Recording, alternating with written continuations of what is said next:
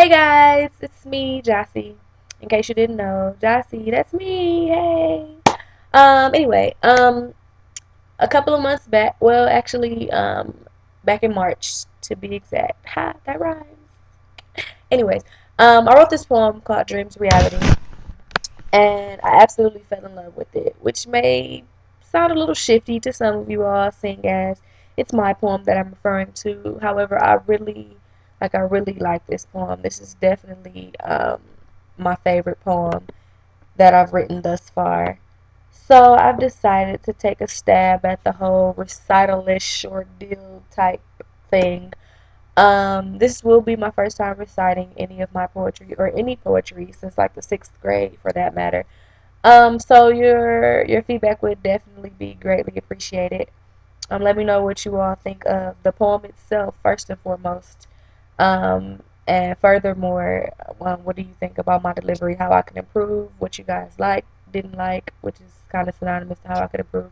But anyways, yeah, that's pretty much it. So here's Dreams Reality. Imagine this: a perfect love story unveiled by a single kiss. A kiss, a kiss not on the lips, but amongst two spirits soon to provide emotional uplift. A kiss, a single kiss, leads to a world filled with nothing less than bliss. Bliss that is later identified as nothing less than ignorance and pure innocence.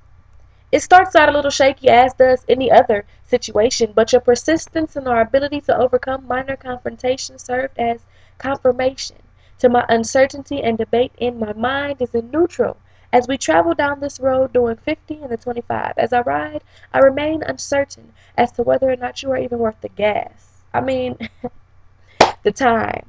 Whether or not you are worth the time. See, I got a little caught up in the metaphor of drive, went blind, and left the initial topic of how this love begins to unwind behind, but please allow me to refocus my mind. See, still not quite sure, I allow you to join in on this life of mine, and to my surprise, your presence is quite sublime, and the time we share is oh so divine. My heart, body, and mind are on one accord, have built a rapport, and want no parts of this love thing and all the confusion it has the potential to bring. So we all prepare for war, but not a second before investigating the opposing army and securing my heart's door. We're now in position with ample intentions to take you out, but to no avail. For you, I abruptly fail, and soon I am compelled to love you. To love you through the hurt, the pain, and all the hell. All is well to begin with until the severe coughing hit, the chills down my spine that just won't quit, the aches and pains that won't allow me to sit, the stuffy nose and sinus headaches caused by congestion with thoughts of you and me and us. But that's not it. The runny nose, fever, and oh yeah, let us not forget the late night sweats when you were the one that just couldn't sit. But anyway, maybe I'm lovesick, or maybe love is sick. My heart begins to feel what my mind can no longer understand. As I begin to stumble, you extend a helping hand. From this moment on, I am receptive to you being my man. Yes, I fell, but you caught and carried me to safe and secure land. There is no doubt that you are the one I can truly put my trust in. Hopefully you comprehend that this is not a temporary or a one-sided trend. Just as I am oh so satisfied to have you by my side, you are elated to have me as your woman and as your friend and as your guide. Everyone else in your life become leaves, and I am your strongest root, providing nourishment and support in all that you do. You are the perfect accessory to my crime, for which I am more than willing to serve the time. I am guilty by suspicion, and you are the perfect alibi. When all other options are exhausted, you are my plea of insanity. The crime? Loving you, of course. What else could it be? Our names are infinitely carved in that one tree from that one night when well, you remember. Anyway, long walks and long talks and thoughts of you and I and why we are who we are, do what we do, laugh when we laugh, and cry when we cry. Yes, we have divergent disputes, but even the strongest bridge could use a repair or two. Here or there or possibly everywhere we have a handle on one another. Will my grasp begins to slip, never do I fret. I simply remove myself from within and I take a moment. Within your mental is where I now reside.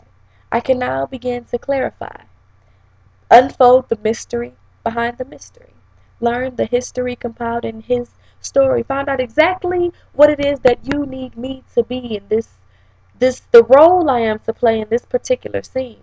The conversations we embark upon are so unforeseen, and the way we communicate, only you know what I mean. The deepest of my thoughts become your dreams. I no longer have to speak for you to hear me. With your eyes closed, you still see my beauty.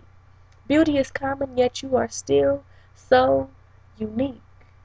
The perfect gentleman and such a gentle man. Your touch so sensual, and to my gratification, you are my best friend and of closest relation to that which was lost. Better yet, to that which I never had. I am determined to keep you at all costs. The flame you have ignited cannot be turned off. With things going the way they are, who would want it to end? Such a great companion since this thing first began. It's the little things you do that keep me content, you pay attention to and remember without even the smallest of hints. Hence my consistent fulfillment by your perseverance and first appearance. The times you kinda had to be there to get the gist of. The truth you tell despite the circumstances impossible outcome with me to events you'd really rather not see. How you prove every day that there's nothing, absolutely nothing you wouldn't do just to see me happy. Most importantly, the unconditional love displayed by more than just a simple kiss or a hug, the after work back rubs, hot water resting in the tub, packaged with the full body massage and scrub. The fact that you were more than willing to seek God first, your first love, just to find and make me second to none. An extensive way just to say I love you in every way reciprocate this feeling that I love to hate because it gives you more reason to create a sense of desirability and make me feel special and appreciate what we have. To date, this moment, 6:02 on March 8th, you stroll in all smiles, a demeanor I have yet to see in a while. Eyes as bright as what is now before my sight. Sweat begins to fall from my head as my nerves become involved and from my eyes as my emotions take the fall. The top is lifted, your words are carefully sifted, and I realize, wow, this really is it.